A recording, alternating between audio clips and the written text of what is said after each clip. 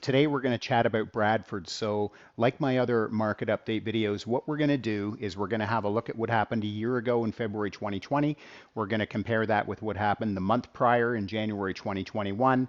And then we're going to have a look at the most current data we have, which is February 2021. So in February 2020, 58 total units sold in Bradford. So that is across all home types. So condos, semis, towns, links, detached, everything. 37 in January 21 and 106 in February 2021. So currently we are seeing buyer demand still quite high, but we are seeing inventory levels rise to meet that demand.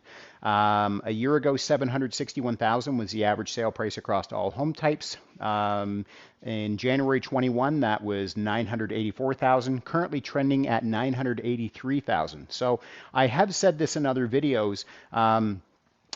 I believe personally from the numbers that I'm seeing in the market updates I do every month, I do about 6 of them, and I believe we are starting to see a bit of a ceiling to the number. I mean, people are asking, when does this market end? When do these numbers end? And I believe that, we are sort of getting there. The market will be self-correcting. People will not spend without limits to buy houses. I mean, there is a limit to that, and I think we're starting to see that in these numbers. Sales to new listings ratio could also be referred to as the absorption rate. What that tells us is out of the homes coming on the market, what is the percentage that are actually selling?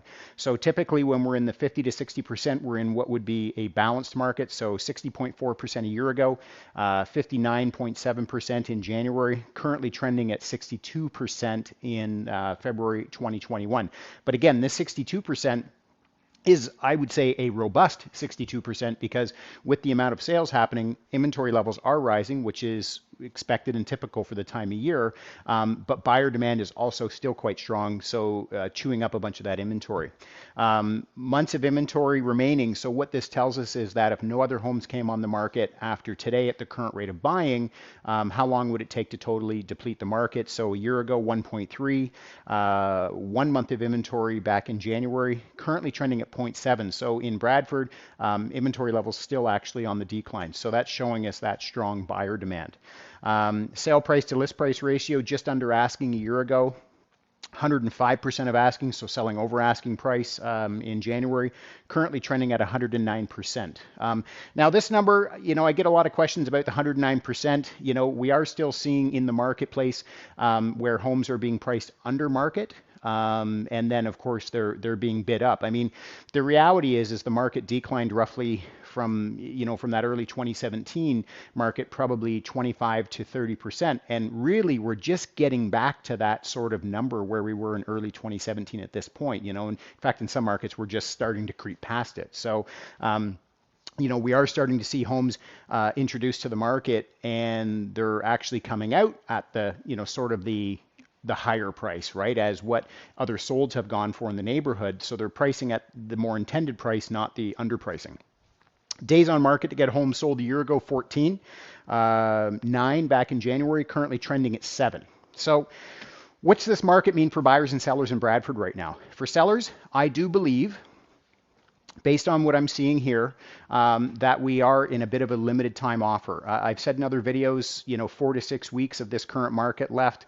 I think, probably 4 weeks is even pushing it at this point. So if you are thinking about making a change and getting your home on the market, I would suggest sooner as opposed to later. For buyers right now, I think the market is fairly optimistic for you. We are seeing offer presentation dates fail in that we're seeing in some cases no offers come in, or just 1 or 2 offers. I mean, we're still seeing, some houses where there's, 15 or 20 offers, but I would say that sort of trend is slowing down a little bit.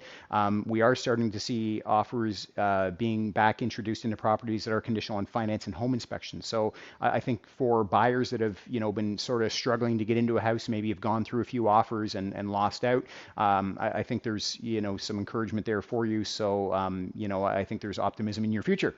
And well, I hope you found this helpful, everyone. If you have any questions, if you're thinking about making a change in 2021, I would love the opportunity to connect on a discovery call and learn more about your situation. Please don't hesitate to shoot me a DM.